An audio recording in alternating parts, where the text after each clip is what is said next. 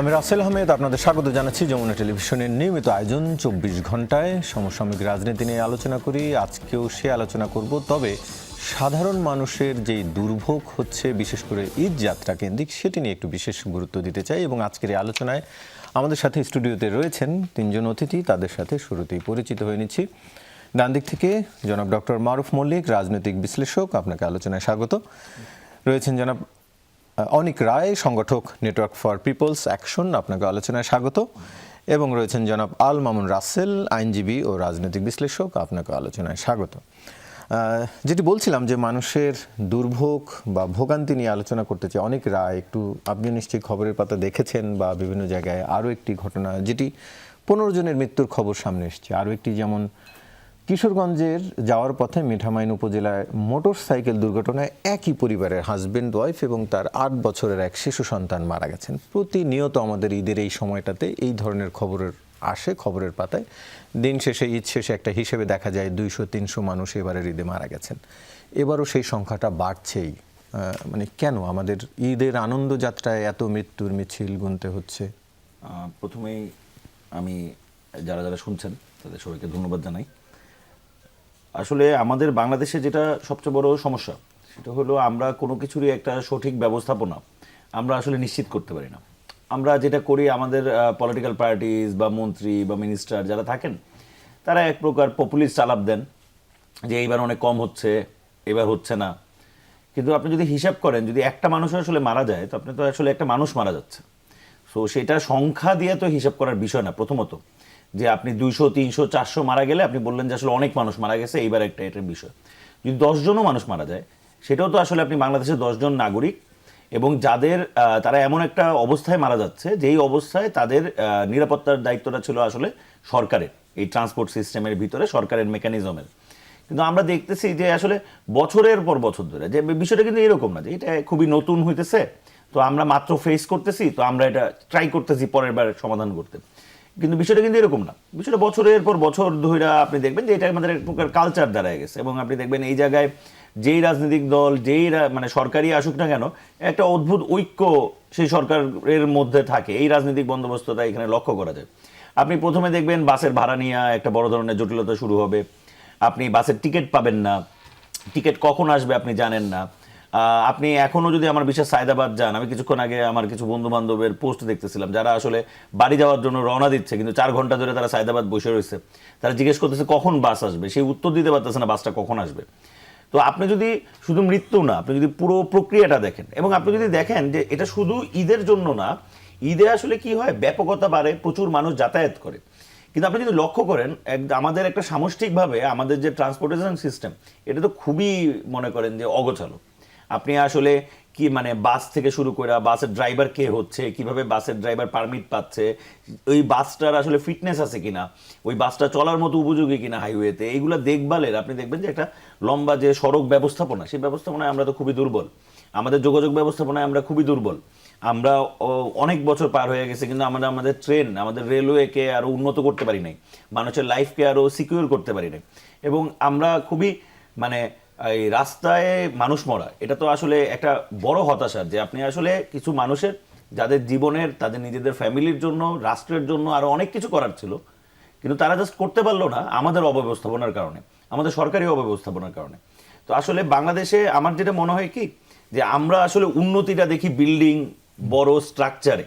তো এই চিন্তাটা আসলে আমাদের সরে আসতে হবে। আমাদের আসলে উন্নতিটা দেখতে হবে মানুষে, এবং মানুষকে আসলে কত বেশি আরও কমফোর্টেবল পরিবেশ, আরও ভালো নাগরিক সুবিধাওয়ালা জায়গা আমরা তৈরি করতে পারি, সেইটাকে আসলে ধরতে হবে আপনার উন্নতির চাবিকাঠি হিসেবে। আপনি যদি উন্নতির মাত্রা ধরেন যে আমি একটা বিল্ডিং বানায় ফেলবো, এই যে আমি দেখাবো আমি 45 তলা বিল্ডিং বানাইছি, আমি 40 তলা বিল্ডিং বানাইছি, আমি অনেক বড় সেতু বানাইছি, আমি অনেক বড় ব্যারেজ বানাইছি, কিন্তু এইগুলো শেষ পর্যন্ত যে মানুষের জন্য, সেই মানুষের যে স্বাভাবিক দৈনন্দিন যে যোগাযোগ, সেই যোগাযোগ তো আসলে আপনি তৈরি করতে পারতেছেন না, এবং আমরা তৈরি করতেছিও না। আমরা দেখতেছি সড়কের যে সিন্ডিকেট, সেই সিন্ডিকেট আছে, টিকিটের দাম বেড়ে যাচ্ছে।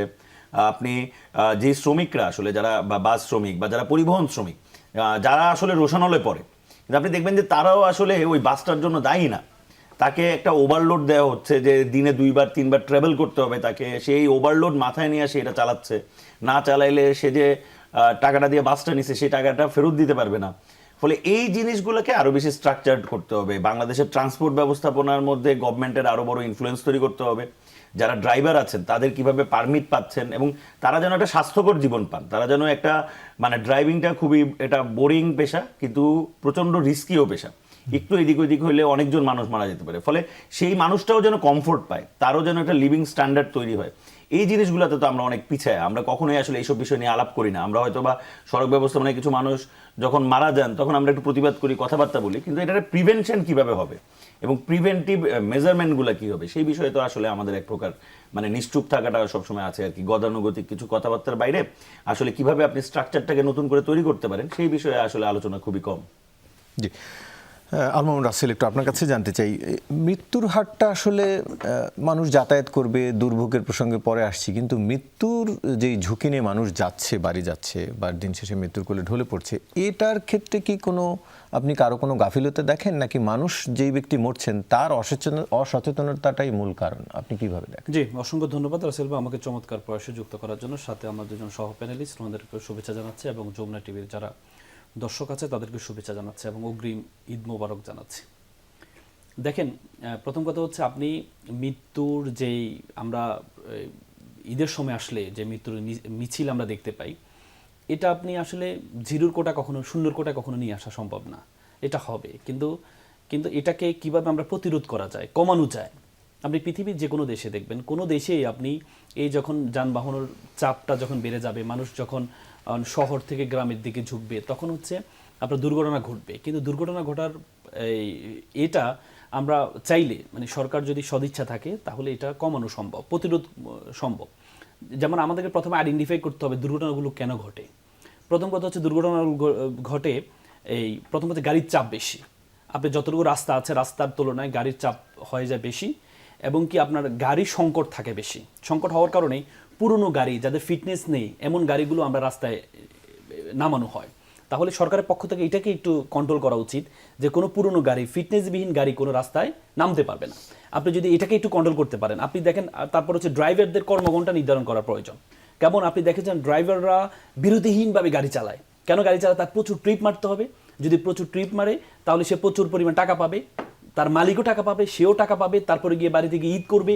এই যে একটা টেন্ডেন্সি যে আমাকে বিরামহীন, কোনো ধরনের বিরতিহীন আমাকে হচ্ছে এই গাড়ি চালাইতে হবে, এটার কারণে তার ক্লান্তিটার কারণে সে মনোযোগ হারিয়ে ফেলে। আপনি জানেন আমাদের সাউন্ড পলিউশনের কারণে কিন্তু আমাদের অনেক সময় মনোযোগ নষ্ট হয়ে যায়।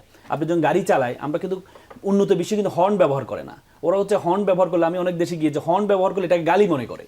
আপনি যখন একটা গাড়ি, সামনের গাড়ি পিছনের গাড়ি একটা হর্ন দিয়েছে, তার মানে সামনের গাড়িকে একটা দিয়েছে, ধমক দিয়েছে যে তুমি রং করেছো। আর আমাদের দেশে হর্ন না বাজাইলে বলে যে ভাই হর্ন সামনে দিয়ে হেঁটে যাচ্ছে, গাড়ি যাচ্ছে সামনে দিয়ে, ভাই আপনি হর্ন বাজাবেন না, মানে ধমক দিবেন, আপনি হর্ন বাজাবেন, আমি সরবো, নাহলে আমি সরবো না, আমি তাকাবো না। মানে আমাদের মধ্যে একটা টেন্ডেন্সি আছে। তার মানে এই যে হর্ন যখন অতিরিক্ত হয়, সাউন্ড যখন বেশি হয়ে যায়, তখন হচ্ছে মানুষের মনোযোগটা নষ্ট হয়ে যায়। আর মনোযোগের কারণে যে অ্যাক্সিডেন্ট যখন হয়, দুর্ঘটনাগুলো যখন হুট করে হয়, তখন সে তার মানে ব্রেইনের সাথে এটাকে কন্ট্রোল করা যায় না। এই জন্য আমাদের সরকারের উচিত হচ্ছে ড্রাইভারদের কর্মঘণ্টা নির্ধারণ করে দেওয়া, যে এত কর্মঘণ্টার বেশি কোনো ড্রাইভার সে রাস্তায় গাড়ি চালাতে পারবে না। তারপরে ফিটনেসবিহীন কোনো গাড়ি রাস্তায় নামতে পারবে না। তারপর হচ্ছে আপনি রাস্তায় দুর্ঘটনা, আমরা একটা আপনি দেখেন মানুষ প্রচুর পরিমাণ মানুষ বাড়িতে যেতে চায় এবং কি খুব দ্রুত যেতে চায়। আমরা কিন্তু সব জায়গায় লেখা থাকে যে সময়ের চেয়ে জীবনের গুরুত্ব বেশি, কিন্তু এটা মনে করেন আমাকে যত দ্রুত গিয়ে বাড়িতে যেতে হবে। কিন্তু এই যে একটা স্পিড, মানে আমার এআই, এখন আমাদের ঢাকা শহরে অনেক জায়গায় এআই প্রযুক্তি বের হয়েছে।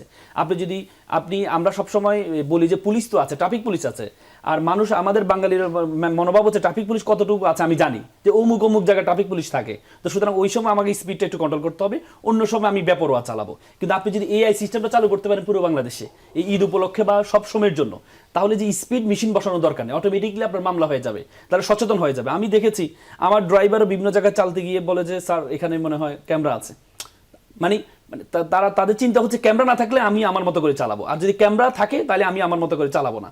তাহলে আপনি যদি প্রত্যেকটা জায়গায় যদি ক্যামেরাটা এআই সিস্টেমটাকে চালু করতে পারেন, তাহলে কিন্তু সচেতনতা বৃদ্ধি পাবে। আমাদের যে ড্রাইভারগুলো, এটা উন্নত বিশ্বে গেলে অথবা ক্যান্টনমেন্টে গেলে সে সকল নিয়মকানুন মেনে চলে, কিন্তু যখনই সে আমাদের বিভিন্ন বাইরে চালাচ্ছে তখন সে নিয়মকানুন মেনে চলছে না। তার মানে আমাদের মেন্টালিটি সমস্যা না, আমাদের এক্সিকিউশনের সমস্যা, কার্যকরিতার সমস্যা। এজন্য আপনি এই যে দুর্ঘটনা কমানোর জন্য আরেকটা কাজ করতে পারে সরকার, সেটা হচ্ছে দ্রুত অ্যাম্বুলেন্স ব্যবস্থা চালু করা দরকার।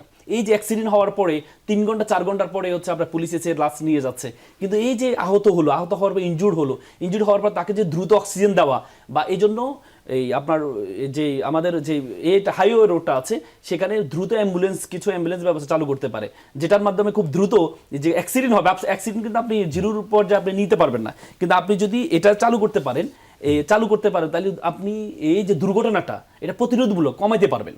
আপনি যেমন জলোচ্ছ্বাস যখন হয় বা ঘূর্ণিঝড় যখন হয়, এটা কিন্তু আপনি মোকাবেলা করতে পারবেন না, কিন্তু এটা ক্ষতিটা আপনি কমাতে পারবেন। এই জন্য সরকারের কিছু পদক্ষেপ নেওয়া উচিত। এই যে এআই পদ্ধতি চালু করা দরকার, স্পিডটা কন্ট্রোল করা দরকার, তারপরে ড্রাইভার যারা আছে তাদেরকে কর্মঘণ্টা নির্ধারণ করা দরকার, তারপরে ফিটনেসবিহীন কোনো গাড়ি যেন রাস্তায় না নামতে পারে, সেটা যদি সরকার যদি কঠোর হস্তে যদি করতে পারে। এমনকি আরেকটা ভয়ঙ্কর অবস্থা হয়েছে, বৃষ্টির কারণে রাস্তাঘাটগুলো ভেঙে যাচ্ছে, আর রাস্তাঘাট যদি ভাঙ্গা থাকে তখন কিন্তু হচ্ছে অ্যাক্সিডেন্টটা এটা বেড়ে যায়।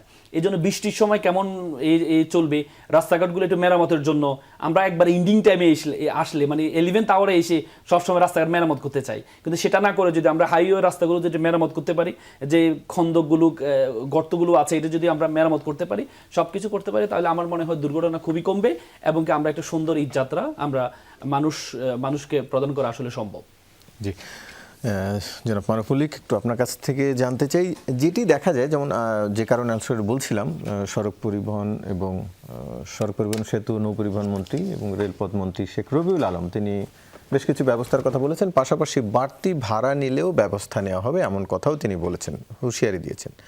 আবার বাড়তি ভাড়া আমরা দিচ্ছি যাত্রীদের কাছ থেকে, তারা বলছে যেই ভাড়া আগে ছিল 500 টাকা এখন সেটি হচ্ছে 800 টাকা।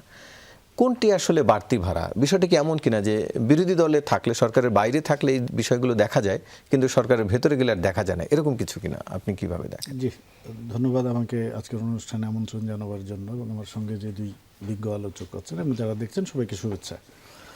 দেখেন, এই জিনিসটা ওনারা দুইজন যেই বিষয়টা আলাপ করলেন বা আপনি যেটা বললেন এই প্রসঙ্গে একটু বলে নিই, এটা কিন্তু খুব একটা দুঃখজনক বিষয়। ঈদ উৎসব, মানুষ সেই উৎসবে যুক্ত হতে যখন বাড়ির দিকে ছুটে যায়, সে উৎসবে যুক্ত না হয়ে লাশ হয়ে বাড়িতে ফিরে যায়, এবং এটা কিন্তু ফি বছরই আমরা দেখছি।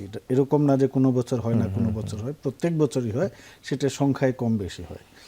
তো ঠিক আছে, আপনি তো সড়ক দুর্ঘটনা আপনি জিরোতে নিতে পারবেন কিনা সেটা বিতর্ক সাপেক্ষ, কিন্তু এরকম একটা উৎসব মুখর পরিবেশে এইরকম দুর্ঘটনা, কালকে দেখলাম কালিহাতিতে দুর্ঘটনা হয়েছে, উত্তরবঙ্গের কিছু শ্রমিক বাড়ি যাচ্ছিলেন, নোয়াখালী ফেনী এলাকায় কাজ করতেন, সেখানে ট্রাক উল্টে মনে হয় 10-15 জন নিহত হয়েছেন। তো খুবই হৃদয় বিদারক একটা ঘটনা। এটা নিয়ে আমাদের আসলে সরকারের কাজ করা উচিত পলিসি লেভেলে। এবং আমি যেই কথাটা বলতে চাই, ব্যারিস্টার মামুন কিছুটা বলেছেন যে গাড়ির চাপ বেশি। মানে আমাদের যে মূল সমস্যাটা হচ্ছে, আপনি যতই এআই ক্যামেরা দেন, দুর্ঘটনা প্রবণ স্থান নির্ধারণ করে আগে আগাম সতর্কতা দেন, আপনি 1/2 কিলোমিটার পর পর চেকপোস্ট বসাইতে পারেন, সমস্যা নাই, কিন্তু আমাদের যে রোডসগুলো আছে এইগুলাতে শুধু ঈদ না, সারা বছরই কিন্তু যেই পরিমাণ গাড়ি চলার কথা তার কয়েক গুণ বেশি গাড়ি চলে। মানে একটা রাস্তা যতটুকু ওয়াইড, তার তো একটা ক্যাপাসিটি আছে যে এই জায়গায় দিয়ে প্রতি মিনিটে এতগুলো বা ঘন্টায় এতগুলো গাড়ি পাস করতে পারবে, এরকম একটা হিসাব আছে হয়তো। তো সেই জায়গায় দেখা যাচ্ছে তার চেয়ে বেশি যাচ্ছে। যখন অতিরিক্ত ট্রাফিক থাকে তখন আসলে দুর্ঘটনা ঘটাটাই স্বাভাবিক।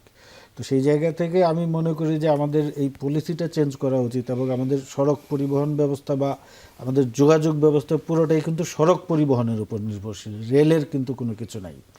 আপনি দেখেন, আমি উদাহরণ দিই, ঢাকা ময়মনসিংহ, এইখানে কিন্তু ট্রেন আছে, এই ঢাকা ময়মনসিংহ ট্রেন আছে, এবং ট্রেনে যাইতে খুব সম্ভবত 2-2.5 ঘন্টা লাগে যদি স্বাভাবিক গতিতে ট্রেন যায়। কিন্তু আপনি দেখবেন ঢাকা ময়মনসিংহে সারাদিনে ট্রেন চলে কয়টা? 2 জোড়া বা 4 জোড়া বা 5 জোড়া। বাস চলতেছে 100-1000। আর ঢাকা ময়মনসিংহ সড়কে সেই বাস নেওয়ার ক্যাপাসিটি আছে কিনা? নাই, দুর্ঘটনা স্বাভাবিক। কিন্তু আপনি যদি ট্রেন নেটওয়ার্কটা আমাদের ডেভেলপ হইতো সারা দেশে, তাহলে দেখতেন সড়কের উপর চাপ কমে যেত এবং স্বাভাবিকভাবেই দুর্ঘটনা কমে যেত। এখন পশ্চিমা বিশ্বে কিন্তু ধরেন যে পুরোটা আমি ইউরোপে দেখেছি, ওদের যোগাযোগ ব্যবস্থা পুরোটাই হচ্ছে রেল নির্ভর আর হচ্ছে এয়ার। তো যারা স্বাভাবিক মানে সাধারণ মানুষ যাদের ক্রয় ক্ষমতা একটু কম, তারা ট্রেনেই যাতায়াত করেন, বিমানে একটু ভাড়া বেশি, ওনারা একটু উচ্চবিত্তরা যান। ওইখানে কিন্তু আপনি উন্নত বিশ্বে কোথাও দেখবেন না এক শহর থেকে আরেক শহরে বাসে যায় মানুষ। এটা ট্রেন, একটা দুইটা বাস চলে, ওটা খুব রেয়ার কেস। ম্যাক্সিমাম 90-95% মানুষ ট্রেনে যাতায়াত করে। তো আমাদের এই পরিস্থিতিতে আসতে হবে, আমাদের সড়ক নির্ভরতা থেকে রেল নির্ভরতায় যাইতে হবে। পরিবহন পুরাটাই, শুধু যাত্রী পরিবহন না, মালামাল পরিবহনেও। তাইলে দেখবেন দুর্ঘটনা কমবে।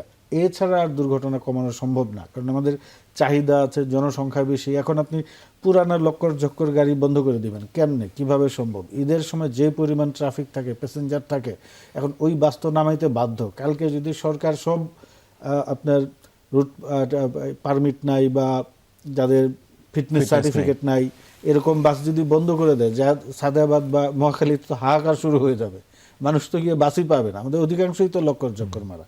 তো এইগুলো আসলে আমার মনে হচ্ছে যে আমি যেটা বলছি, যে বারবার বলার চেষ্টা করছি, আমাদের এখন এই সরকারের উচিত যে জিনিসগুলি রিভিউ করা, আমাদের পুরা ট্রান্সপোর্ট ব্যবস্থাকে আসলে ঢেলে সাজাইতে হবে এবং রেলের উপর নির্ভরতা করতে হবে। প্রাইসিংয়ের কথা, যেই কথাটা আপনি বললেন, প্রাইসিং কিন্তু সারা পৃথিবীতেই আমি যতটুকু জানি এইরকম প্রাইসিং কিন্তু ওঠানামা করে। এখন আমাদের দেশেও ভাড়া বাড়ে ঈদ উপলক্ষে, শুধু আমাদের দেশে যে বাড়ে তা না। আপনি যান ক্রিসমাসের সময়, আপনি ট্রেনে উঠবেন, বিমানে উঠবেন, যখন একটা স্বাভাবিক ধরেন বন টু বার্লিন স্বাভাবিক ভাড়া থেকে 50 ইউরো, ক্রিসমাসের ছুটিতে সেই ট্রেনের দ্রুতগামী ট্রেনের ভাড়া হয়ে যায় 150 ইউরো। আপনি ফ্লাইটে যাবেন, যেটার ভাড়া 100 ইউরো, ক্রিসমাসের সময় সেটা হয়ে যায় 250 ইউরো। এই যে এখন যে বাংলাদেশের ঈদ উপলক্ষে যে মধ্যপ্রাচ্য থেকে বা ইউরোপ থেকে যে যাত্রীরা আসছেন, স্বাভাবিক সময়ে যেখানে প্লেনের ভাড়া ছিল 800 থেকে 900 ইউরো, এখন সেই ভাড়া আমি দেখেছি, আমি কিছুদিন আগে আসলাম 3000 ইউরো। টার্কিশ এয়ারে জার্মানির ফ্রাঙ্কফুর্ট থেকে ঢাকা আসতে গেলে 3000 ইউরো লাগে ভাড়া সারা পৃথিবীতেই বাড়ে। কিন্তু আমাদের মানুষের যেহেতু ক্রয় ক্ষমতা নাই, একটু তারা ঈদের স্বাচ্ছন্দ্য পেতে চান, সরকারের আসলে এই জিনিসটা নিয়ন্ত্রণ করা উচিত। সরকারের উচিত যে ভাড়াটা যদি কিছু বেড়েও থাকে, অন্তত ঈদের সময় পরিবহন খাতকে বা বাস যারা চালায় তাদেরকে কোনোভাবে সাবসিডি দেওয়া যায় কিনা। আপনি তেলের প্রাইসে সাবসিডি দিতে পারেন, আপনি তো কৃষককে সাবসিডি দিচ্ছেন, তাহলে ওই ধরুন পার্টিকুলার ঈদের আগে 1 সপ্তাহ যারা বাস চালান তাদের যেমন এখন ওই ফুয়েল কার্ড দিবে না সরকার বলছে, এরকম যদি বাস চালকদের বা বাস মালিকদের কোনো ধরনের একটা কার্ড দিয়ে, যে ঠিক আছে এই সময় আপনি ভাড়া বাড়াতে চাচ্ছেন, আপনাকে তাহলে আমরা সাবসিডি দিচ্ছি। কারণ বাস মালিকরা ভাড়া বাড়ানোর জন্য সবচেয়ে যে বড় যুক্তিটা দেয়, যে ঢাকা থেকে ধরেন ঢাকা চট্টগ্রাম, এখন ঢাকা থেকে প্রচুর মানুষ চট্টগ্রাম যাচ্ছে, স্বাভাবিক সময়ে যদি 100 বাস যায় প্রতিদিন, ওই সময় তারা 200 বাস ছাড়েন এত প্যাসেঞ্জার ক্যারি করার জন্য। কিন্তু ওই যে 200 বাস যে চট্টগ্রামে গেল, আসার সময় তো ফাঁকা আসে, তো ওই ভাড়াটা কাভার করার জন্য তারা ভাড়াটা বাড়িয়ে দেন। তো সরকারের সেই ক্ষেত্রে একটা ইন্টারফেয়ার করতে পারে, সরকার সাবসিডি দিতে পারে, যে ঠিক আছে আমরা কিছু ভাড়া আপনাদেরকে সাবসিডি দিচ্ছি, অন্তত ঈদের সময়টাতে আপনারা ভাড়াটা কম নেন। আমার মনে হয় এটা সরকারের, ভাড়া বাড়ে নাই বা ভাড়া বাড়ছে না এই বিতর্কে না গিয়ে মানুষকে কিভাবে স্বস্তি দেওয়া যায়, কিভাবে স্বাচ্ছন্দ্যে বাড়িতে যাইতে দেওয়া যায়। কারণ আমাদের দেশে তো ধরেন 2টা ঈদেই মানুষ যায় বেসিক্যালি, আর পূজাতে যায়, আমরা পূজার ছুটিও তো একটা লম্বা ছুটি থাকে, ওই সময়ও কিন্তু ধরেন অন্য ধর্মাবলম্বী, শুধু হিন্দু মানুষ না, অন্য ধর্মাবলম্বী মানুষরাও কিন্তু ট্রাভেল করে। আমরাও যেতাম পূজার ছুটিতে, দাদাবাড়ি নানাবাড়ি বেড়াইতে যেতাম। তো এই পার্টিকুলারলি উৎসবের, ধর্মীয় উৎসবগুলোর সময় আমি মনে করি সরকার কিছু যদি সাবসিডি দিয়ে একটু প্রাইস কন্ট্রোল করে। কারণ আমি যেটা বললাম, বাসগুলোকে যদি বাধ্য করা হয় যে আপনারা বাড়তি ভাড়া নিয়েন না, তাহলে তারা দেখা যাবে ট্রিপের সংখ্যা কমাই দিবে, কারণ ওই যে বেশি যাত্রী পরিবহন করতে আগ্রহী হবে না। তো সেই জায়গায় আমি মনে করি সরকারের একটু সাপোর্টিভ হওয়া উচিত এই বিষয়ে। জি, আলোচনা আবারও ফিরছি, তবে তার আগে একটি বিরতি নিয়ে আসি, সঙ্গেই থাকুন। আবারও স্বাগত, দেখছেন 24 ঘন্টা আলোচনায় ফিরছি। অনেকরা একটু আপনার কাছ থেকে আবারও জানতে চাই, সড়ক পরিবহন মন্ত্রী বলেছেন আরেকটি কথা, ঈদযাত্রায় প্রায় 1.5 কোটি মানুষের জন্য সরকারি বেসরকারি খাত মিলিয়ে পর্যাপ্ত যানবাহন নেই, যেটি কিছুটা এসছেও। একটু আপনার কাছে জানতে চাই যে এইখানে আসলে সরকারের নিজস্ব পরিবহনের কতটা অংশ আছে বলে আপনি মনে করেন? এই যে 1.5 কোটি মানুষকে পরিবহন করার জন্য সরকারের কোনো ব্যবস্থা কি আছে কিনা? একদম হতদরিদ্র যেই মানুষগুলো মারা গেছে মোটরসাইকেলে না, যারা শ্রমিক, তারা তো আসলে ভাড়া বাঁচানোর জন্যই এই ট্রাকে করে উঠছেন। যদি সরকারের সেরকম ব্যবস্থা থাকতো তাহলে হয়তো তিনি সেখানে যাওয়ার চেষ্টা করতেন। সরকারের ব্যবস্থা কি যথেষ্ট আছে কিনা? প্রথমত হলো যথেষ্ট তো অনেক বড়, মিনিমামটাই আসলে খুবই কঠিন। আপনি যদি দেখেন সরকারি ব্যবস্থাপনা বলতে রেলওয়ে যদি আমি বাদ দিই, তাহলে কিন্তু আসলে আপনার আর কোনো সরকারি ব্যবস্থাপনা নাই। আপনি নৌপথেও যারা যাচ্ছেন কিংবা সড়ক পথে যারা যাচ্ছেন পুরোটাই বেসরকারি মালিকানাধীন অবস্থায় যাচ্ছেন, বা যারা এয়ারেও যাচ্ছেন, আমি যদি এয়ারটাকেও কানেক্ট করি, এটাও আসলে বাংলাদেশ বিমান বাদে অন্য এয়ারওয়েজগুলো নিশ্চয়ই বেসরকারি খাতে চলতেছে। ফলে সেই জায়গা থেকে সরকারের আসলে কিন্তু কোনো ব্যবস্থাপনা এখানে সরাসরি নাই। এখন আপনি যেটা বললেন এটা একটা খুবই সত্যি কথা, যে আমাদের যারা আসলে মেজরিটি টাইম আমরা দেখছি যে এই সড়ক দুর্ঘটনায় আসলে মারা যায় কারা। আপনি যদি একটু লক্ষ্য করেন, সড়ক দুর্ঘটনায় কোনো সচ্ছল পরিবার বা তার মৃত্যুর গল্প আপনি অনেকটা কম শুনবেন। সবচেয়ে বেশি শুনবেন ওই শ্রমিকদের, যারা হতভাগা শ্রমিকদের, যারা তাদের নিজেদের ভিটা জমি ছেড়ে অন্য কোনো শহরে আয় ইনকামের জন্য এসেছিলেন। তো তিনি তো আসলে ইনকামই করেন খুব কম।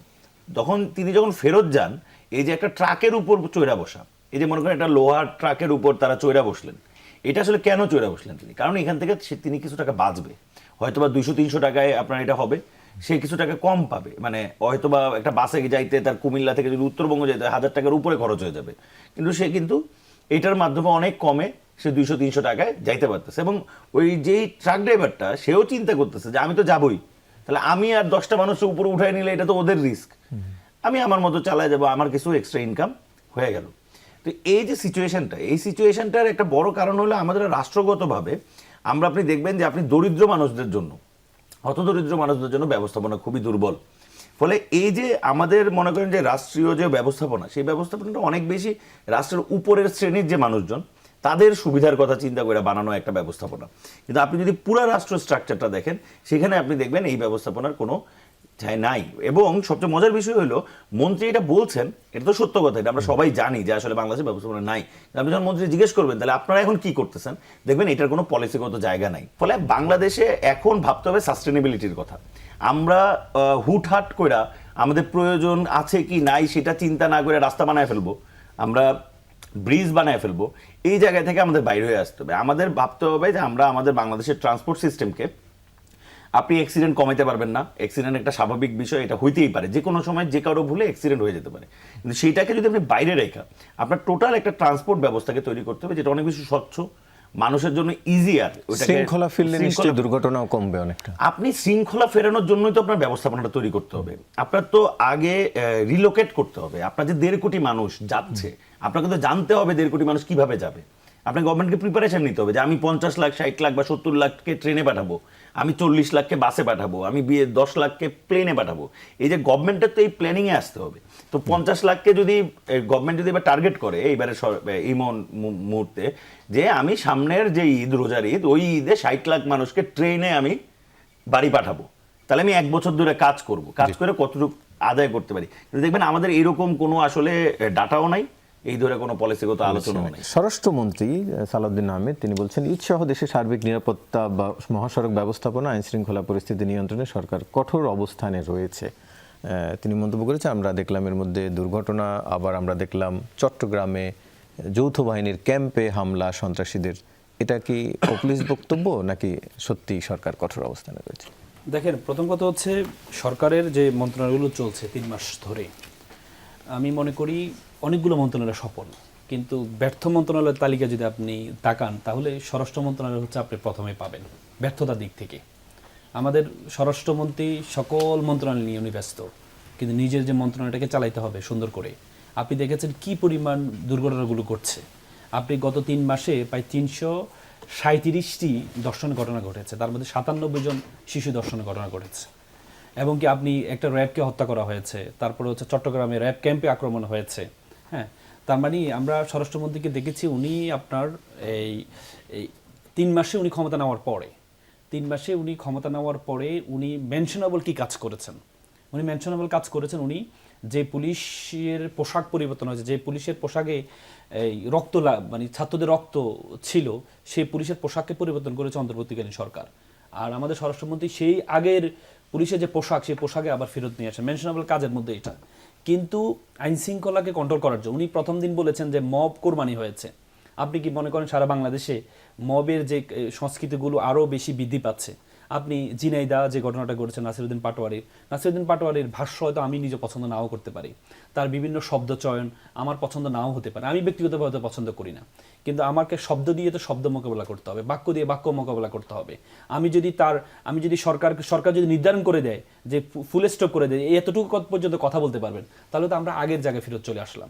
আমরা আগে ডিজিটাল নিরাপত্তা আইন, আমরা আগে সাইবার নিরাপত্তা আইন দিয়ে কণ্ঠকে কন্ট্রোল করা হতো, যে এতটুকু পর্যন্ত আপনি কথা বলতে পারবেন না, এই পরিবার পর্যন্ত কথা বলতে পারবেন, এই পরিবার পর্যন্ত আপনি এসে ক্রিটিসিজম করতে পারবেন না। তার মানে এখন কি হচ্ছে, আপনি একটা ছেলে কথা রাজনীতি করছে, সে কথা বলছে, আপনি কথার কারণে আপনি কি করেছেন, সে মসজিদ থেকে বের হয়েছে, আপনি তাকে ডিম নিক্ষেপ করছেন, আপনি লাঠি দিয়ে আক্রমণ করলেন, লাঠি দিয়ে আক্রমণ করার পর সে গিয়েছে থানায় আশ্রয় নেওয়ার জন্য, সেখানে গিয়ে আপনি আবার মব তৈরি করলেন, পরবর্তীতে আপনি অনেকক্ষণ পরে মামলাটা গ্রহণ করলেন। অথচ আমাদের এই যে সরকারের 31 দফার একটা গুরুত্বপূর্ণ 14 নম্বর দফায় আছে যে সর্বস্তরে আমরা রুল অফ ল, আইনের শাসন প্রতিষ্ঠা করব। সর্বস্তরে আইনের শাসন মানে কি, সবার জন্য আইন সমান, সবার জন্য আমি আইন সমান, আমি ছাত্রদল করে, কেউ ছাত্র শিবির করে, কেউ ছাত্র ইউনিয়ন করে, সবার জন্য আইন সমান, যে অপরাধী তাকে অপরাধের আওতা নিয়ে আসতে হবে। আপনি কি দেখেছেন, সেখানে মামলা হয়েছে, নাসিরুদ্দিন পাটোয়ারির মামলাটা প্রথম গ্রহণ করা হয় নাই, তারপর 2টা মামলা ওনারা গ্রহণ করেছেন, গ্রহণ করে যারা অপরাধী, যারা আক্রমণ করেছে তাদেরকে গ্রেপ্তার না করে যারা ভিকটিম ছিল, ভিকটিমাইজ হয়েছে, তাদেরকে আপনি কি করলেন, গ্রেপ্তার করলেন। প্রধানমন্ত্রীর পরে খুব গুরুত্বপূর্ণ মন্ত্রণালয় কিন্তু আমাদের স্বরাষ্ট্র মন্ত্রণালয়। এই স্বরাষ্ট্র মন্ত্রণালয় আমার মনে হয় সালাউদ্দিন সাহেব যেহেতু এত বিজ্ঞ মানুষ, উনি আইনের দিক থেকে ভালো, সবকিছু ভালো বুঝেন, তাহলে আমাদের সংবিধানে কিন্তু একটা প্যাটার্ন আছে, মিনিস্ট্রি উইদাউট পোর্টফোলিও, মানে আপনি মন্ত্রী হবেন কিন্তু আপনার কোনো বিভাগ থাকবে না, আপনি মন্ত্রীর পদমদে সবকিছু থাকবে, কিন্তু আপনি তখন দলটা চালাইতে পারবেন। যেহেতু আমাকে দলও চালাইতে হবে, মন্ত্রণালয় চালাইতে হবে, আমাকে ওদিকে ব্যস্ত, তাহলে আমি সব জায়গায় পরামর্শ দিব, কিন্তু আমার একটা নির্দিষ্ট মন্ত্রণালয় থাকবে না। যদি আমার নির্দিষ্ট মন্ত্রণালয় থাকে তাহলে আমাকে এমফেসাইজ করতে হবে ওই মন্ত্রণালয়ের কার্যক্রমের উপরে। সুতরাং আমাদের স্বরাষ্ট্রমন্ত্রীর পরামর্শ থাকবে, ওনার কাজ হবে, ওনার যে স্বরাষ্ট্রমন্ত্রী, এটা খুব গুরুত্বপূর্ণ বিষয়। আপনি আইনের শাসন প্রতিষ্ঠা করা বাংলাদেশের জন্য খুব গুরুত্বপূর্ণ। যদি আইনের শাসন প্রতিষ্ঠা না থাকে তাহলে কিন্তু আমাদের দেশটা আবার আগের মতো ফেরত যাবে, যে রাষ্ট্র সংস্কারের জন্য ছাত্ররা বলেছে যে আমরা রাষ্ট্র সংস্কার চাই, সে রাষ্ট্র সংস্কার হবে না, বরং আমরা আবার পিছনের দিকে ফেরত যাব। সংস্কার প্রসঙ্গে আসবো আমরা এর আগে, তার আগে একটু ডক্টর মারুফ মল্লিক, একটু আপনার কাছে যে আলোচনা এসছে আসলে এখন পর্যন্ত, যে সবাই কাজে সন্তুষ্ট করার চেয়ে পপুলিস্ট কথায় ব্যস্ত থাকেন যখন যে সরকারের দায়িত্ব পালন করেন তারা, এর কারণ কি আসলে? এটার কারণ হচ্ছে আমাদের রাজনৈতিক সংস্কৃতি। অনেক রায় তো একটা উদাহরণ দিলেন, প্রধানমন্ত্রী বলেছিলেন যে চেয়ারটা অনেক গরম, এখানে বসে অনেক কথাই বলতে মন চায় কিন্তু বলতে পারি না, বা পপুলিস্ট কথাবার্তা বলা আমার জন্য ঠিক হবে না। কিন্তু এই যে এখন যেটা অনেক বললেন যে প্রধানমন্ত্রী সম্ভবত বলেছেন, আমি দেখিনি, যে 1 মাসের মধ্যে বিচার হবে, ফাঁসি হবে, সর্বোচ্চ শাস্তি ফাঁসি। এইটা তো তাকে বলতে বাধ্য করা হচ্ছে, কারণ ওই সম্ভবত রামিসার ঘটনার পর এটা নিয়ে যেইভাবে সোশ্যাল মিডিয়ায় প্রপাগান্ডা চালানো হয়েছে অসভ্য ভাষায় সরকারের বিপরীতে বা বিএনপির নেতাকর্মীদের নিয়ে, এবং তখন তো আসলে এইরকম হিউজ প্রেশার থাকলে পপুলিস্ট কথা তো একটা দুইটা বলতেই হয়, কারণ এটা না বললে তো পরিস্থিতি নিয়ন্ত্রণ করা যাচ্ছিল না। এখন আবার যদি সরকার অ্যাকশনে যায় তাহলে তো আবার বলবে যে এরকম লাঠিপেটা করছে বা সরকার বল প্রয়োগ করছে। তো অনেক সময় কথার কৌশলের বিপরীতেও কথা টথা বলে আপাত পরিস্থিতি নিয়ন্ত্রণ করার একটা প্রচেষ্টা হিসাবে কিন্তু পপুলিস্ট কথাবার্তা বলা হয়। এটা আসলে, যদিও আমি বলবো যে আমি হয়তোবা বলবো যে পপুলিস্ট কথাবার্তা বলা ঠিক না, যেটা বাস্তবতা সেটাই বলা উচিত। কিন্তু রামিসার ঘটনার পরে পরিস্থিতি এইরকম উত্তপ্ত হয়ে গিয়েছে, আমি নিজেও খুব আসলে ক্ষুব্ধ ছিলাম, এইরকম একটা ভয়ঙ্কর ঘটনা। তো সেই জায়গায় আমি মনে করি ওই জায়গা থেকে বিবেচনা করে রাজনৈতিক দলের নেতারা, বিশেষ করে যারা সরকারে থাকেন, তাদের কিন্তু একটু উভয় সংকটে থাকতে হয়। কারণ আমাদের দেশে আমরা যতই বলি, আমাদের দেশে কিন্তু আসলে আমরা পুরোপুরি গণতান্ত্রিক রাষ্ট্র হতে পারিনি। আমাদের দেশে একটা নির্বাচন হয় বটে, আবার সেই নির্বাচন নিয়েও প্রশ্ন থাকে, নানা কথাবার্তা থাকে। হাউএভার আমরা ডেমোক্রেটিক হওয়ার চেষ্টা করছি। তো ওই রকম একটা পরিস্থিতিতে সরকারি দলকে নানা জায়গায় ব্যালেন্স করতে হয়, যেটা বিরোধী দলে থাকলে করতে হয় না। বিরোধী দলে থাকলে একমুখী খুব বিপ্লবী মাঠ গরম করা বক্তৃতা দেওয়া যায়, কিন্তু সরকারে থাকলে কিন্তু একটু দায়িত্বশীল অবস্থায় থাকলে একদিকে আপনাকে পরিস্থিতিও নিয়ন্ত্রণ করতে হবে, আবার আপনাকে সরকারেরও ব্যবস্থাপনা বজায় রাখতে হবে।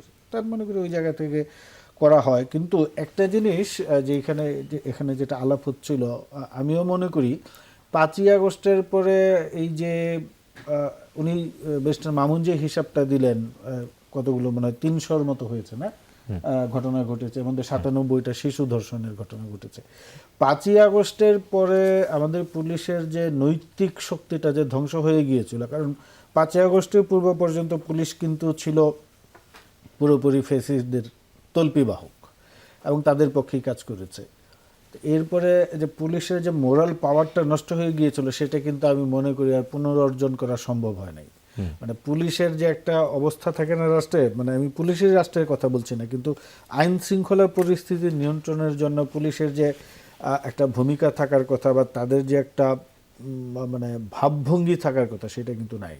আমি বলছি না যে সব জায়গায় গিয়ে লাঠিপেটা করতে হবে বা লোকজনের উপর দমন নির্যাতন করতে হবে, সেটা অবশ্যই না, কিন্তু সব পুলিশেরও একটা যে পুলিশ সম্পর্কে জনগণের মধ্যে যদি একটা এরকম ধারণা থাকে যে পুলিশ আসলে কিছুই করতে পারছে না, পুলিশের শক্তি নেই, তখন কিন্তু অপরাধীদের মধ্যে অপরাধ করার প্রবণতা বাড়ে। ওই যে জঙ্গল সলিমপুরে যেটা হয়েছে, 10 দিন পরে স্বরাষ্ট্রমন্ত্রী গিয়ে যে ক্যাম্প উদ্বোধন করবেন সেটাকে এক্সকেভেটরে এনে গুড়িয়ে দেওয়া হয়েছে এবং সেখানে AK-47 দিয়ে পুলিশের সঙ্গে তারা গোলাগুলি করেছে, গাছ কেটে রাস্তায় ফেলে দেওয়া হয়েছে, রাস্তাও কেটে ফেলেছে। হ্যাঁ রাস্তাও কেটে ফেলছে। তো ওইখানে যারা অপরাধীরা আছেন তারা এখন বুঝে গেছেন যে পুলিশের এই নৈতিক শক্তি আগের মতো নাই, পুলিশ আগের মতো ফাইট করতে পারবে না আমাদের বিরুদ্ধে, আমাদেরকে দমন নিয়ন্ত্রণ করতে পারবে না, যেই কারণেই কিন্তু তারা সাহসটা পেয়েছে।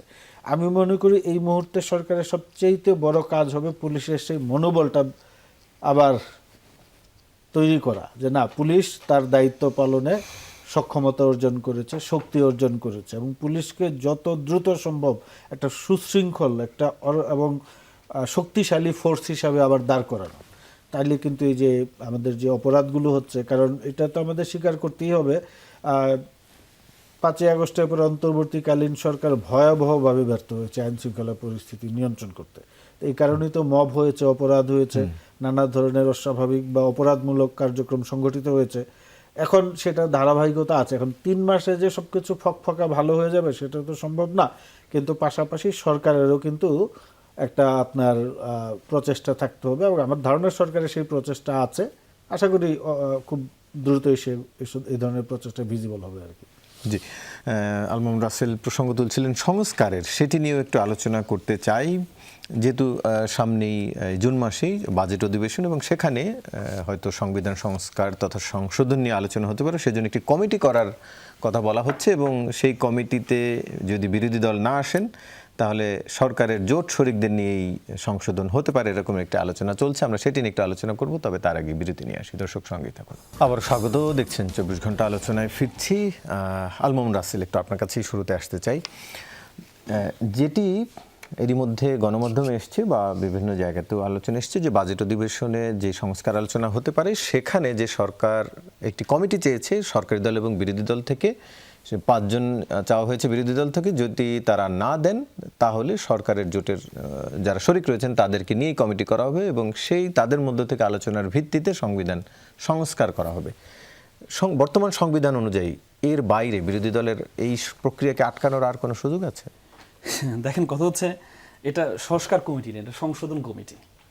সংস্কার কমিটি না, সংস্কার কমিটি এই জেনারেল অ্যাসেম্বলি সাংবিধানিক ভাষায় সংস্কার বলতে আলাদা কিছু আছে কিনা? আছে, এটা কনস্টিটিউটিভ অ্যাসেম্বলি লাগবে, সাংবিধানিক সভা লাগবে, মানে সাংবিধানিক সভা লাগবে, যেটা একটাই বাংলাদেশ ইতিহাসের প্রথমে 72-এ হয়েছে। এটা গণপরিষদ যেটাকে বলে। আপনি ধরেন এই যে আপনি যদি সংশোধন করতে চান, আপনি তো 142 দিয়ে এমনি সংশোধন করতে, আপনার 2/3 মেজরিটি আছে, আপনি যা চাইলে করতে পারবেন। কিন্তু আমাদের সংবিধান কিছু বেসিক স্ট্রাকচার আছে, এটাকে বেসিক স্ট্রাকচার ডকট্রিন বলে। আমাদের 1989 সালে এরশাদ সাহেব যখন আমাদের হাইকোর্টকে বিভিন্ন জায়গা নিতে চেয়েছিল, তখন একটা মামলা হয়েছে, আনোয়ার চৌধুরী বাচ্চা স্ট্রেট একটা মামলা হয়েছিল। সে মামলায় অ্যাপ্লাইড ডিভিশন রায় দিয়েছে, এই পার্লামেন্টে যেটা পাশ করেছে সেটাকে অবৈধ ঘোষণা করেছে এবং কিছু বেসিক স্ট্রাকচার সংবিধান নির্ধারণ করে দিয়েছে। বলা হয়েছে এটা 142 দিয়ে আপনি সংশোধন করতে পারবেন না। তার মানে সংবিধানের এখন বিএনপি যে জায়গায় দাঁড়িয়ে আছে, আপনি ধরেন জুলাই সনদ বাদ দেন, ধরেন গণ অভ্যুত্থান হয় নাই, ধরেন হচ্ছে অন্তর্বর্তীকালীন সরকার বলতে কিছু ছিল না, সংস্কার কমিশন বলতে কিছু ছিল না।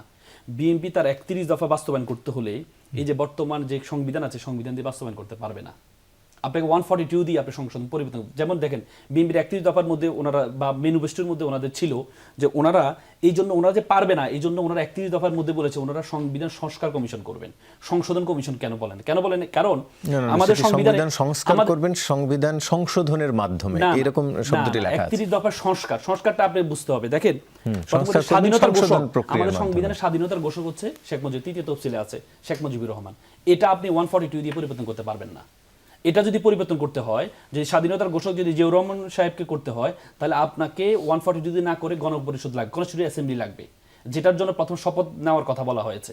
এবং বিএনপি বলেছে মূলনীতি পরিবর্তন করবেন, ওনারা আল্লাহর উপর আস্থা এবং বিশ্বাসকে অন্তর্ভুক্ত করবেন। কারণ আপনি জানেন ধর্মনিরপেক্ষতা প্রথমে আমাদের 72 সংবিধানে ছিল। পঞ্চম সংশোধনের মাধ্যমে জিয়াউর রহমান সাহেব এসে ধর্মনিরপেক্ষতার বিপরীতে উনি আল্লাহর উপর আস্থা ও বিশ্বাসকে এনেছিলেন।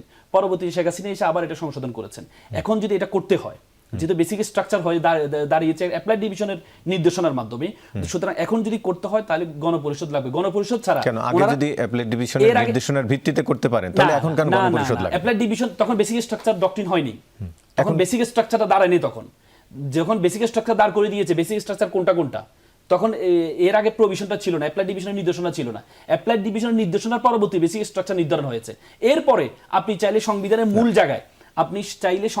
জায়গায় হাত দিতে পারবেন না। এবং আমি আপনাকে বলি, আওয়ামী লীগ সরকার যে মূল জায়গায় সহ যেসব জায়গায় হাত দিয়েছে সেগুলোর ক্ষেত্রে তো তাদের কোনো অ্যাসেম্বলির আলাদা দরকার হয়নি। তাহলে না আমি একটু জানার আপনার- জন্য আমি আপনার কাছে আসছি। আমি আসছি। ধরেন হচ্ছে আপনি আপনি যে বললেন যে এখন দ্বিকক্ষ বিশিষ্ট আপনি করবেন, পার্লামেন্ট করবেন, দ্বিকক্ষ বিশিষ্ট পার্লামেন্ট আপনি চাইলে, আমাদের তো ইন্টারি গভর্নমেন্ট, ফেডারেল গভর্নমেন্ট না, আপনি যে দ্বিকক্ষ বিশিষ্ট পার্লামেন্ট করতে চাইলে এই যে অ্যাপ্লাইড ডিভিশনের যে নির্দেশনা আছে, আপনি যেহেতু আমাদের ইউনিটারি গভর্নমেন্ট, আপনি চাইলে দ্বিকক্ষ বিশিষ্ট পার্লামেন্ট এই সংবিধানে রেখে আপনি করতে পারবেন না।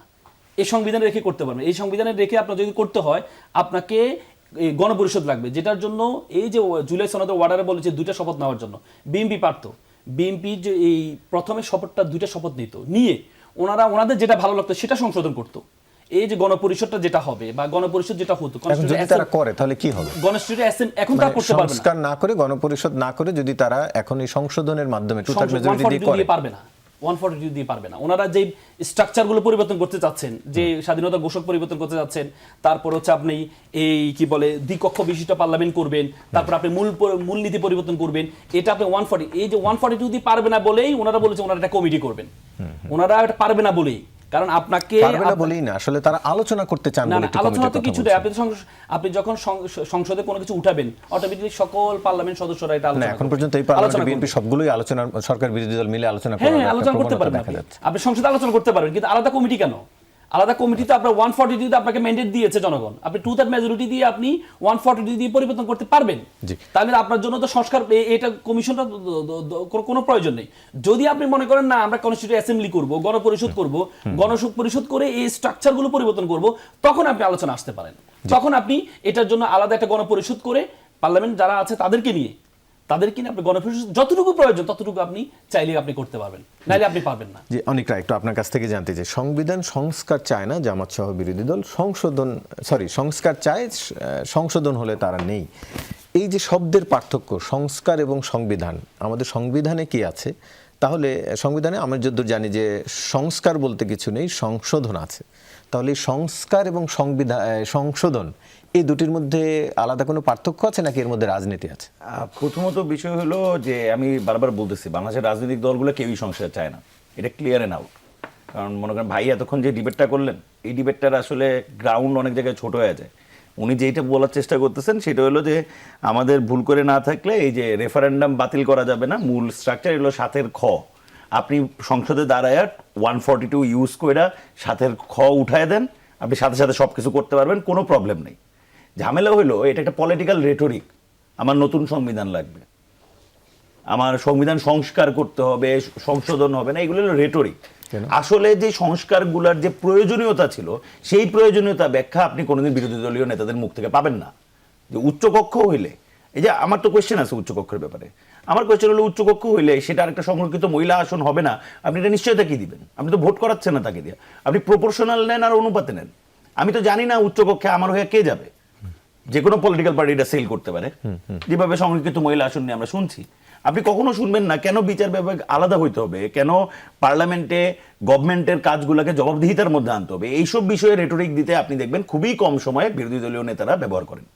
আর যেহেতু আইনি জায়গায় আমার মনে করেন যে বিএনপি আপহোল্ডে আছে, বেশ কিছু জায়গায় বিএনপি এটা এইভাবেই ডিল করতে চায়, আইনিভাবে এটাকে অগুরুত্বপূর্ণ বানায় ফেলবে এবং যা যা বলতেছে সে সবগুলোর পাল্টা আইনি ব্যাখ্যা দিতে পারবে। দেখেন আইনি ব্যাখ্যা অনেক কিছু দেওয়া যায়, তাই না? আমরা এই সংবিধানেই এই মূলনীতি এই নিয়ে 3 বার পরিবর্তন হয়েছে, মানে ঘটনা প্রবাহে। তো যেহেতু হইছে, সামনে ওইগুলো হইতে পারবে, কারণ এগুলো মানুষ বানাইছে, এগুলো কোনো ঈশ্বর বা আল্লাহ বানাই দেওয়া যায় না, এগুলো আমরা বানাইছি, মানুষ বানাইছে, আমাদের প্রয়োজনে আমরা পাল্টাই নিব। সমস্যা হইলো আমরা যেগুলো পাল্টাইতে চাই এগুলো পাল্টাইলে কেন ভালো হবে, এগুলো কেন জনগণের কাজে আসবে, এই রেটরিক আপনি দেখবেন মাঠে নাই, এটা আনতেই দেওয়া হচ্ছে না। ফলে বিএনপির জন্য বিষয়টা ইজি হয়ে গেছে। এখন আমি তো বিএনপির জায়গায় যদি আপনি থাকেন, আপনি কি চিন্তা করবেন, আরে আমার কাছে আনইউনাইটেড মানে হিউজ পাওয়ার, আমি এটা কেন কমাবো? তাহলে আপনার তো বিএনপিকে বাধ্য করতে হবে, কিন্তু বিএনপিকে বাধ্য করবেন আপনি কি দিয়ে? আইন দিয়া? মানে আপনি জনগণের কাছে গিয়ে কি বলবেন? আইনের কথা বলবেন, নাকি জনগণকে গিয়ে বলবেন আপনার সুবিধাটা করি? কেন, কিভাবে আপনি জনগণকে সংগঠিত করবেন এই বিষয়ে? কিভাবে এই সংস্কারের বিষয়ে আপনি জনগণকে সংগঠিত করবেন? আপনি দেখবেন এই আলোচনায় নাই। ফলে এইখানে সংস্কারটা হয়ে গেছে একটা পলিটিক্যাল রেটরিক, এবং এইটার আসলে ওই যে আমি আগেও বলছি যে এইগুলা হয় এবং এটা সাফার করে হলো বাংলাদেশের মানুষ, বাংলাদেশের সাধারণ মানুষ। এইবারও আমরা একটা জবাবদিহিতামূলক এবং আপনার মনে করেন যে একটা স্বচ্ছ শাসন ব্যবস্থা এনশিওর করার যে সংগ্রামটা আমাদের ছিল সেটাও মিস হয়েছে। কারণ এই ঐক্যমত কমিশন বলেন আর যাই বলেন বিভিন্ন নাম দিয়া আসলে আপনি কি করছেন, এক প্রকার মনে করেন পলিটিক্যাল রেটরিক চালাইছেন। কিন্তু এই সংস্কারে কি হবে, কোন সংস্কারে কি পরিবর্তন হবে, কিভাবে পরিবর্তন হবে, আপনি দেখবেন কোথাও কেউ কিছু আসলে বলে নাই। মারুফ মল্লিক, একটু আপনার কাছ থেকে জানতে চাই এই সংশোধন এবং সংস্কারের কোন জায়গাটাতে পার্থক্য আপনি দেখেন, এবং দিন শেষে জনগণ ঠকছে কিনা, মানে এই রাজনৈতিক এই আলোচনার ক্ষেত্রে, যদি অনেকরাই বলছিলেন এটি এক ধরনের রেটরিক। জি না, তার আগে আমি একটু বেস্টের মামুনের কাছে আমার একটা প্রশ্ন আছে জানার জন্য। উনি যেটা বললেন যে শেখ মুজিবুর রহমানকে স্বাধীনতার ঘোষক করা হয়েছে, এটা তো আগে ছিল না, তো এই যে ফেসিস্ট আমলিক করে গিয়েছে, তো সেইটা যদি আমলিক ঢুকাতে পারে তাহলে এখন এটা বাতিল করা যাবে না কেন? আমলিককে এটা ঢুকানোর জন্য গণপরিষদ করেছিল, করেনি, তাহলে কি এখন এটা বাতিল করার জন্য গণপরিষদ লাগবে কেন? হ্যাঁ, এই প্রশ্ন বলবো। দেখেন, প্রথম কথা হচ্ছে আপনার এই আমাদের বেসিক স্ট্রাকচার ডক্ট্রিনে আপনার কিছু এই অ্যাপ্লাইড ডিভিশন যখন 1989 সালে একটা স্ট্রাকচার নির্ধারণ করে দিয়েছে, নির্ধারণ করে দিয়ে উনি কিছু অনুচ্ছেদকে করেছেন এবং কিছু অনুচ্ছেদের ব্যাখ্যাও দিয়েছেন, এবং আমাদের মূলনীতি, তারপর হচ্ছে যেমন 142, তারপরে 7-এর ভাই যেটা বলো 7-এর 2 যেটা solemn expression of will of people, মানে জনগণের অভিপ্রায় হচ্ছে সবচেয়ে বড়।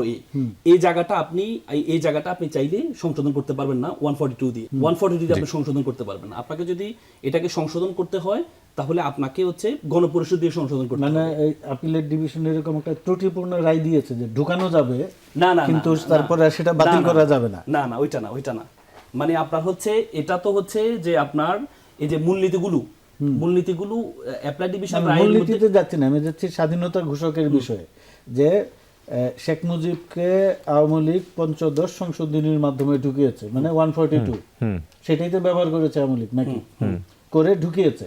142 ব্যবহার করে যেটা ঢুকানো হয়েছে সেটাকে আবার 142 ব্যবহার করে বাতিল করা যাবে না, তাই তো? না, এটা অ্যাপিলেট ডিভিশনের রায়, তাহলে তো অ্যাপিলেট ডিভিশনের রায় কি লাথি মেরে ফেলে দেওয়া উচিত? এটা তো খুব ভয়ঙ্কর একটা কথাবার্তা। আপনি একটা রায় দিচ্ছেন যে এইটা দিয়ে তুমি ঢুকাইতে পারবা, মানে আমি টকশোতে যেই দরজা দিয়ে ঢুকেছি সেই দরজা দিয়ে বেরোয় যেতে পারবো না। কি অদ্ভুত কথাবার্তা! এটা তো আসলে আমার কাছে গ্রহণযোগ্য না। মানে সংবিধান কি? সংবিধান তো উনি একটা কথা বলেছে, পিপলস উইল। রাষ্ট্র কিভাবে পরিচালিত হবে, রাষ্ট্র কিভাবে অ্যাক্ট করবে জনগণের মতামতের প্রেক্ষিতে তাদের নির্বাচিত প্রতিনিধি দ্বারা, সেটাই তো আসলে সেটার একটা রিটেন কি বলবো দলিল সংবিধান। সংবিধান কোনো বাইবেল না যেটা পরিবর্তন করা যাবে না, জনগণের মতামতের ভিত্তিতেই তো সেটা তৈরি হয়। তো এই জায়গাটায় আমি মনে করি আমাদের সংস্কার নিয়ে অহেতুক বিতর্ক না করে, উনি যেটা বলছেন জনগণ ঠকে আর কি, তো জনগণকে যদি আসলে ঠকানোর ইচ্ছা থাকে তখনই আপনি দেখবেন যে এই সংস্কার না সংশোধন এই ধরনের নাম কথাবার্তা আসে।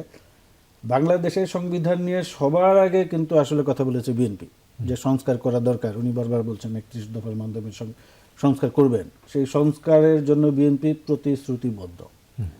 বিএনপি সেই সংস্কার করবে। এখন সেই সংস্কার হয়তো বা বিএনপি কতটা সময় নিয়ে করবে, কিভাবে করবে, সেটা নিয়ে আলাপ বিতর্ক হতে পারে, কিন্তু বিএনপি সবার আগে বলেছে আমরা সংস্কার করব।